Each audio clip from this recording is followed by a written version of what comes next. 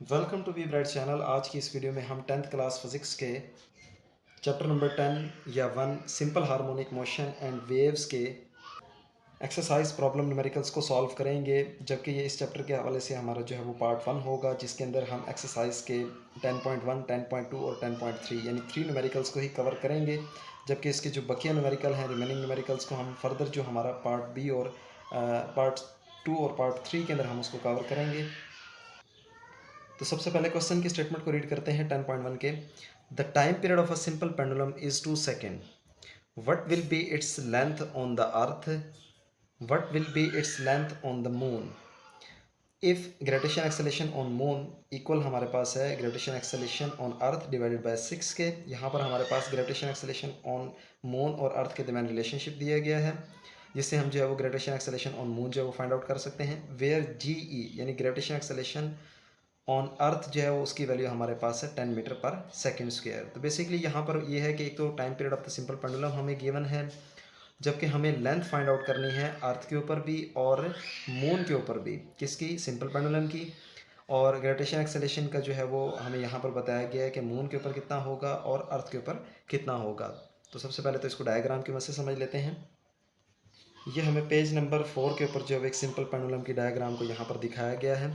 तो यहाँ पर अगर हम देखें तो ये हमारे पास एक सिंपल पेंडुलम है। तो यहाँ से लेकर यहाँ तक जो है वो सिंपल पेंडुलम की क्या है, हमारे पास लेंथ है। और ये बॉब या जो भी उसकी जो गोली है, जिसके साथ स्ट्रिंग के साथ क्या है अटैच है, तो यहाँ से यहाँ तक उसकी क्या है लेंथ है। उसके बाद दूसरी चीज़ जो हमारे पास आ जाती है वो ये है कि टाइम पीरियड क्या चीज़ होती है। टाइम पीरियड से मुराद ये है कि एक सिंपल पेंडुलम का एक कंप्लीट राउंड ट्रिप, यानी एक एक्सट्रीम पोजीशन से दूसरी एक्सट्रीम पोजीशन, फिर दोबारा जो है वो अपनी इनिशियल पोजीशन जहाँ पर वो स्टार्टिंग लेगा, तो इस चक्कर को, यानी अगर हम मान लेते हैं कि वो ए से स्टार्ट करता है तो ए से बी तक और दोबारा बी से ए तक जो चक्कर मुकम्मल करने में उसको टाइम लगता है, तो वो उसका क्या कहलाता है, टाइम पीरियड कहलाता है। अब यहाँ पर जो है मैंने क्वेश्चन की स्टेटमेंट के मुताबिक 10.1 के गिवन डाटा को अरेंज किया है। अब गिवन डाटा में सबसे पहले जो है हमारे पास गिवन है वो टाइम पीरियड गिवन है, जो कि जिसको हम टी से रिप्रेजेंट करेंगे, कैपिटल सी टी से, जो हमारे पास है 2 सेकेंड, वो सिंपल पेंडुलम का टाइम पीरियड है। उसके बाद ग्रेविटेशन एक्सेलेरेशन की जो वैल्यू हमारे pass on the surface of earth है वो हमारे पास है, उसको हम जी ई से रिप्रेजेंट करेंगे ताकि हम फ़र्क कर सकें ग्रेविटेशन एक्सेलेरेशन ऑन मून और अर्थ के ऊपर। तो उसको हमने जी ई से रिप्रेजेंट किया है, जिसकी वैल्यू हमारे पास है 10 मीटर पर सेकेंड स्क्वायर। उसके बाद ग्रेविटेशन एक्सेलेरेशन ऑन मून हमारे पास कितना होगा, उसको हमने स्मॉल जी और एम के साथ रिप्रेजेंट किया है, यानी ग्रेविटेशन एक्सेलेरेशन ऑन मून, जो कि हमारे पास एक रिलेशन गिवन था क्वेश्चन की स्टेटमेंट के अंदर कि जी ई को, यानी ग्रेविटेशन एक्सेलेरेशन को अगर हम 6 से डिवाइड करेंगे तो जो हमारे पास ग्रेविटेशन एक्सेलेरेशन ऑन मून है उसकी वैल्यू हमारे पास आ जाएगी, जो कि हमारे पास कितनी होगी 10 डिवाइड बाय, अगर हम 6 करते हैं 10 जो है वो ग्रेविटेशन एक्सेलेरेशन ऑन अर्थ की वैल्यू है, और 6 से अगर हम उसको डिवाइड करेंगे तो जो हमारे पास ग्रेविटेशन एक्सेलेरेशन ऑन मून जो है उसकी वैल्यू आ जाएगी 1.67 मीटर पर सेकेंड स्क्वायर। अब नेक्स्ट जो हमने फाइंड आउट करना है उसको हम जो है वो 2 फाइंड के अंदर अरेंज करेंगे। एक तो ये है कि हमने लेंथ ऑफ पेंडुलम जो है वो मालूम करनी है ऑन अर्थ, यानी अर्थ के ऊपर जो है वो लेंथ ऑफ पेंडुलम कितनी होगी उसको हमने एल ई से रिप्रेजेंट किया है। अर्थ के लिए जो है हम ई का, स्मॉल ई का इस्तेमाल करेंगे, जबकि मून के लिए हम क्या इस्तेमाल करेंगे, स्मॉल एम का। तो length of pendulum on the moon हमारे पास कितना होगा उसको हमने एल एम से रिप्रेजेंट किया है। उसके लिए फाइंड आउट करने के लिए जो हमारे पास सिंपल पेंडुलम को जो टाइम पीरियड का फार्मूला है वो हमारे पास होता है T is equal to 2 pi L/G। अब यहाँ पर जो नोटेशन हमने ई की जो ली है दोनों, यानी लेंथ के साथ भी और ग्रेविटेशन एक्सेलरेशन के साथ भी, क्योंकि पहले जो है वो हम फाइंड आउट करेंगे length of pendulum on the surface of earth, क्योंकि टाइम पीरियड जो है वो दोनों पर ही सेम है, यानी मून के ऊपर भी और अर्थ के ऊपर भी। तो इस फार्मूले का हम इस्तेमाल करेंगे। जब हम अर्थ के लिए इस्तेमाल करेंगे तो यहाँ पर हम नोटेशन क्या लेंगे, जी ई और एल ई की हम नोटेशन लेंगे। अब क्योंकि हमें जो है वो लेंथ की वैल्यू को फाइंड आउट करना है तो हम क्या करेंगे, सबसे पहले दोनों तरफ स्केयर लेकर इसका स्केयर रूट जो है वो ख़त्म करेंगे, इसको रिमूव करेंगे। तो यहाँ पर लिखेंगे taking square on both side. जब हम स्केयर लेंगे तो यहाँ पर टी का स्क्वायर हो जाएगा, 2 का स्क्वायर जो है वो हमारे पास 4 हो जाएगा, पाई का स्क्वायर जो है वो पाई स्क्वायर लिखा जाएगा, स्क्वायर से अंडर रूट क्या हो जाएगा, कैंसिल हो जाएगा। तो मल्टीप्लाई के फॉर्म में हम लिख देंगे L E over divided by G E. अब उसके बाद क्योंकि हमें जो है वो लेंथ को फाइंड आउट करना है, तो लेंथ को अगर फाइंड आउट करना है तो क्या होगा, जितनी भी वैल्यूज़ जो लेंथ के एक्सेप्ट हैं यानी उसके अलावा जो हमारे पास हैं उनको हम दूसरी तरफ ले जाएंगे और रीअरेंज करेंगे, क्योंकि जी ई जो है वो इधर डिवाइड हो रहा है तो दूसरी तरफ जाने से क्या होगा, वो इक्वालिटी से दूसरी तरफ जाने से वो मल्टीप्लाई हो जाएगा, जबकि यहाँ पर 4 पाई स्क्वायर जो है वो हमारे पास मल्टीप्लाई हो रहा है तो दूसरी तरफ जाने से वो क्या हो जाएगा, डिवाइड हो जाएगा। इसके बाद जस्ट हमने क्या करना है, वैल्यूज़ को इसके अंदर पुट करना है। एल ई यानी length of pendulum on the अर्थ जो है वो हमारे पास ऑलरेडी सेपरेट है, जिसकी वैल्यू को फाइंड आउट हमने करना है। अब उसके बाद क्या किया मैंने, यहाँ पर दोबारा से उस फार्मूला को लिखा है। लेंथ ऑफ अर्थ जो हमने रीअरेंज किया था, length of pendulum on earth जो है वो T square multiply by G ई यानी gravitation acceleration on earth divided by 4 pi square के इक्वल होगा। अब यहाँ पर जस्ट हमने क्या करना है, वैल्यूज़ को पुट करना है। टाइम पीरियड की जो वैल्यू हमारे पास थी वो 2 सेकंड था, जबकि ग्रेविटेशन एक्सेलेरेशन ऑन अर्थ हमारे पास है वो 10 उसकी वैल्यू है। 4 कांस्टेंट वैल्यू है और पाई की वैल्यू जो है वो 22/7। जब इसको डिवाइड हम करेंगे तो वो 3.14 हमारे पास आएगा। उस तरह से भी आप इसको कैलकुलेट कर सकते हो। तो जब इनको हम कैलकुलेट करेंगे 2 का स्क्वायर हमारे पास 4 आएगा, 10 एज इट इज़ आ जाएगा। उसके अलावा जब हम 22/7 का अगर हम स्क्वायर लेंगे तो वो हमारे पास आएगा 9.8596। अच्छा, इसको आपने कोशिश ये करना है कि 4 डिजिट तक ही लेना है, ताकि जो आपका आंसर है वो अप्रॉक्सीमेटली दुरुस्त हो जाए। वरना ये है कि आप इसको राउंड ऑफ करके अगर स्मॉल वैल्यूज़ लोगे तो आपकी जो आंसर है वो बुक के साथ मैच नहीं होगा। तो इसलिए कोशिश आपने करना है कि पॉइंट के बाद आपने 4 डेसिमल प्लेसेस तक जो है वो इस वैल्यू को लिखना है। जब आप इसको कैलकुलेट करेंगे 4 से कैंसिल हो जाएगा। उसके बाद 10 डिवाइड बाय अगर हम ये करते हैं 9.8596 को हम डिवाइड करते हैं तो length of pendulum on earth हमारे पास जो वो आ जाती है अप्रॉक्सीमेटली 1.014 मीटर। अब उसके बाद नेक्स्ट जो है वो हमने लेंथ ऑफ पेंडुलम निकालनी है ऑन मून। अब जो नेक्स्ट हमने कैलकुलेट करना है वो है length of pendulum on moon हमने कैलकुलेट करना है। तो फार्मूला बिल्कुल उसी तरह से हम अरेंज करेंगे, मैं दिखा देता हूँ आपको। यही टाइम पीरियड का फार्मूला जो हमने पहले यूज़ किया है इसी को इस्तेमाल करेंगे। जस्ट क्या चेंज आएगा, यहाँ पर अर्थ की बजाय हम क्या इस्तेमाल करेंगे, मून, यानी एम का इस्तेमाल हम करेंगे। Length of pendulum on moon हम इस्तेमाल करेंगे और ग्रेविटेशन एक्सेलेरेशन ऑन हम क्या करेंगे, मून, क्योंकि हमने जो है वो length of pendulum on moon को फाइंड आउट करना है।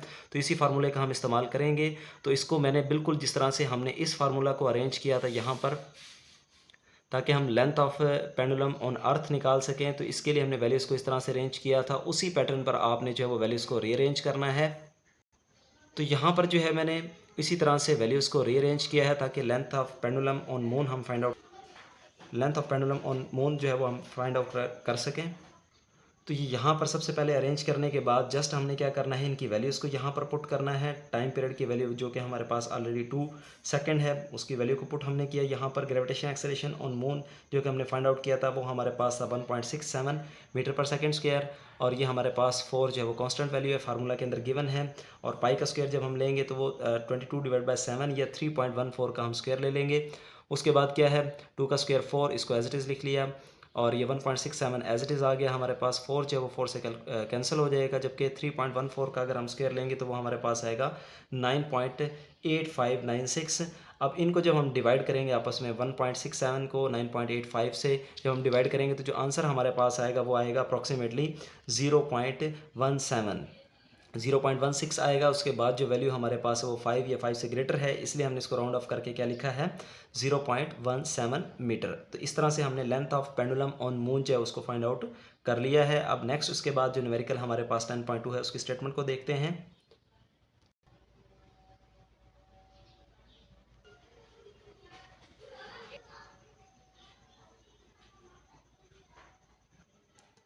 अब नेक्स्ट न्यूमेरिकल हमारे पास 10.2 है, इसकी स्टेटमेंट को रीड करते हैं। A pendulum of length 0.9 metre is taken to the moon by an astronaut. The period of the pendulum is 4.9 second. What is the value of g on the surface of the moon? अब यहाँ पर ये कहा गया है कि एक हमारे पास एक पेंडुलम है जिसकी लेंथ जो है वो 0.9 मीटर है। तो यहाँ पर ये हमें लेंथ के बारे में बताया गया है, और उस पेंडुलम को जो है वो कहाँ ले जाया गया है। एस्ट्रोनॉट कहते हैं जो खला नवर्द है या खलाबाज जो स्पेस वगैरह के अंदर जाते हैं, तो वो उसको लेकर गया उस पेंडुलम को मून के ऊपर, चांद के ऊपर ले गया है। तो उसके बाद वो कहते हैं कि उसका टाइम पीरियड जो वहाँ पर चेक किया गया तो वो हमारे पास कितना है, 4.9 सेकेंड है। तो अब यहाँ पर हमसे ये पूछा गया है कि what is the value of G, यानी ग्रेविटेशन एक्सेलेरेशन की वैल्यू किसके ऊपर, on the surface of moon, moon के ऊपर कितनी होगी, ये हमने फाइंड आउट करना है। तो क्वेश्चन की स्टेटमेंट के मुताबिक यहाँ पर जो है वो गिवन डाटा को अरेंज किया गया है। तो गिवन डाटा के अंदर हमारे पास जो है वो दो ही चीज़ें गिवन हैं। एक तो लेंथ ऑफ पेंडुलम जो कि हमारे पास एल से हम उसको रिप्रेजेंट करेंगे। अगर आप चाहें तो इसके साथ जो है वो एम भी लिख सकते हैं, ताकि उसकी जो लेंथ है वो मून के ऊपर हमारे पास है, वो है हमारे पास 0.99 मीटर है। जबकि जो टाइम पीरियड हमारे पास है उसको टी से रिप्रेजेंट किया गया, कैपिटल टी से, जो कि हमारे पास है 4.9 सेकेंड। उसके बाद जो फाइंड आउट हमने करना है, टू फाइंड में हम लिखेंगे gravitation acceleration on moon. Moon की सरफेस के ऊपर जो ग्रेविटेशन एक्सेलेरेशन है वो कितना होगा, जी एम से हमने उसको रिप्रेजेंट किया है, उसको फाइंड आउट करना है। तो इसके लिए हमारे पास जो टाइम पीरियड का फार्मूला है उसको हम इस्तेमाल करेंगे, T is equal to 2πL/g। अब यहाँ पर क्योंकि ग्रेविटेशन एक्सेलेरेशन हमने मून के ऊपर फाइंड आउट करना है, तो इसलिए हमने इसके साथ जो है वो एम वो ऐड किया है नोटेशन के लिए, जाहिर करने के लिए। अब हम क्या करेंगे, क्योंकि हमें ग्रेविटेशन एक्सेलेरेशन की वैल्यू जो है वो चाहिए है, तो हमें यहाँ पर दोनों तरफ हम क्या करेंगे, स्क्वायर लेंगे, ताकि जो स्क्वायर रूट है इसको हम रिमूव कर सकें और जी की जो वैल्यू है इसको सेपरेट हम कर सकें, ताकि इसको फाइंड आउट करने में हमें आसानी हो। अब इसके लिए हमने क्या किया है, taking square on both side, हमने दोनों तरफ स्क्वायर लिया है। तो टी का स्क्वायर जो है वो टी स्क्वायर हो जाएगा, यहाँ पर 2 का स्क्वायर 4 हो जाएगा, पाई का स्क्वायर पाई स्क्वायर, और जबकि स्क्वायर से रूट क्या हो जाएगा, कैंसिल हो जाएगा। तो स्क्वायर रूट कैंसिल होने से हमारे पास जो है वो L/g हमारे पास बच जाएगा। उसके बाद क्योंकि हमने ग्रेविटेशन एक्सेलेरेशन ऑन मून हमने फाइंड आउट करना है, तो इसकी वैल्यू को हम सेपरेट करेंगे और बाकी वैल्यूज़ को जो है वो एक तरफ रीअरेंज हम कर लेंगे। अब क्या होगा कि यहाँ पर जो जी एम है ये डिवाइड हो रहा है, यानी ग्रेविटेशन एक्सेलेरेशन जो है वो यहाँ पर जो है वो डिवाइड हो रहा है, तो इक्वालिटी से दूसरी तरफ जाएगा, तो यहाँ पर ये इसके साथ क्या आ जाएगा, मल्टीप्लाई की फॉर्म में आ जाएगा।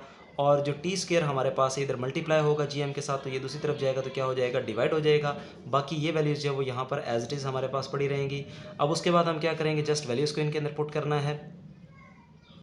अब यहाँ पर हमने जस्ट वैल्यूज़ को पुट किया है, for as it is pi की जगह जो है वो 22/7, ये कांस्टेंट वैल्यू है, जिसको डिवाइड करेंगे तो 3.14 हमारे पास आएगा, उसका स्क्वायर लेंगे। जबकि लेंथ ऑफ पेंडुलम जो है वो हमारे पास गिवन है 0.99 मीटर, तो उसकी वैल्यू को यहाँ पर हमने लिख लिया। उसके बाद टाइम पीरियड की जो वैल्यू हमारे पास है वो 4.9 सेकेंड है, जिसका हमने यहाँ पर उस वैल्यू को पुट कर लिया।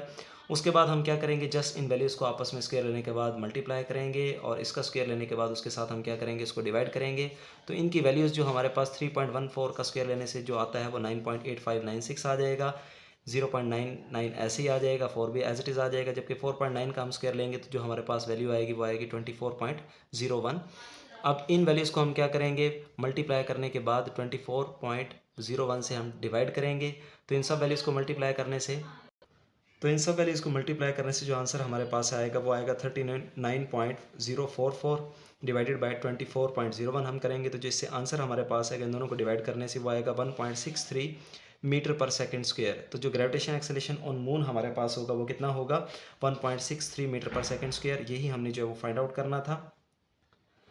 इसके बाद जो है वो नेक्स्ट न्यूमेरिकल हम 10.3 की स्टेटमेंट को देखते हैं और उसके सोल्यूशन की तरफ बढ़ते हैं। अब उसके बाद नेक्स्ट न्यूमेरिकल हमारे पास है 10.3, find the time periods of a simple pendulum of 1 metre length placed on earth and on moon. The value of G on the surface of moon is 1/6 of its value on the earth, where is gravitation acceleration is 10 metre per second square. अब यहाँ पर वो ये कहता है कि हमारे पास एक सिंपल पेंडुलम है जिसकी लेंथ हमारे पास 1 मीटर गिवन है, और उसका जो है वो हमने टाइम पीरियड कैलकुलेट करना है। जबकि उसके पहले जो है वो उसको अर्थ के ऊपर रखा गया है और बाद में उसको मून पर ले जाया गया है। जबकि जो वैल्यू ऑफ जी हमारे पास है ऑन अर्थ, ग्रेविटेशन एक्सेलेरेशन की वैल्यू अर्थ के ऊपर है 10 मीटर पर सेकेंड स्क्वायर। जबकि जो value of G on the surface of moon जो हमारे पास है वो ग्रेविटेशन एक्सेलेरेशन का 1/6 है, यानी 10 डिवाइड बाय हम 6 करेंगे तब जाकर जो है वो ग्रेविटेशन एक्सेलेरेशन की वैल्यू हम उसको निकाल सकते हैं। और इसके अलावा जो प्रीवियस न्यूमेरिकल हमने किए हैं उसमें भी हमने इसी तरह से जो है वो वैल्यू को कैलकुलेट किया था ग्रेविटेशन एक्सेलेरेशन ऑन मून को। तो अब इसका सोल्यूशन देखते हैं। अब क्वेश्चन नंबर 3 के जो गिवन डाटा है उसको मैंने यहाँ पर अरेंज किया है। सबसे पहले तो हमें जो है वो लेंथ ऑफ पेंडुलम गिवन है, जो कि हमारे पास कितनी है, 1 मीटर है, जिसको हमने एल से रिप्रेजेंट किया है। उसके बाद ग्रेविटेशन एक्सेलेरेशन की वैल्यू जो कि जिसको हमने रिप्रेजेंट किया है जी ई से, तो वो हमारे पास है 10 मीटर पर सेकेंड स्क्वायर। जबकि ग्रेविटेशन एक्सेलेरेशन जी एम यानी ग्रेविटेशन एक्सेलेरेशन ऑन मून जो है वो हमारे पास किस तरह से आ सकता है कि स्टेटमेंट में ये बताया गया है कि वो जी ई डिवाइडेड बाई 6 अगर हम करें, यानी ग्रेविटेशन एक्सेलेरेशन ऑन अर्थ का वो 1/6 होता है। तो सादा अल्फाज में हम ये कह सकते हैं कि जी ई की वैल्यू को हम डिवाइड करेंगे 6 से, तो हमारे पास जो ग्रेविटेशन एक्सेलरेशन है उसकी वैल्यू जो है वो हमारे पास कितनी आ जाएगी 1.67 मीटर पर सेकेंड स्क्वायर। उसके बाद नेक्स्ट हम देखते हैं टू फाइंड में हमने क्या क्या फाइंड करना है। अब हमने पहली चीज़ तो ये फाइंड करनी है कि टाइम पीरियड ऑन अर्थ, यानी जो उस सिंपल पेंडुलम का जो टाइम पीरियड है वो अर्थ के ऊपर कितना होगा, जिसको हमने टी ई से रिप्रेजेंट किया है। और इसी तरह से time period on moon, moon के ऊपर जो है उसका टाइम पीरियड कितना होगा, तो वो हमने फाइंड आउट करना है।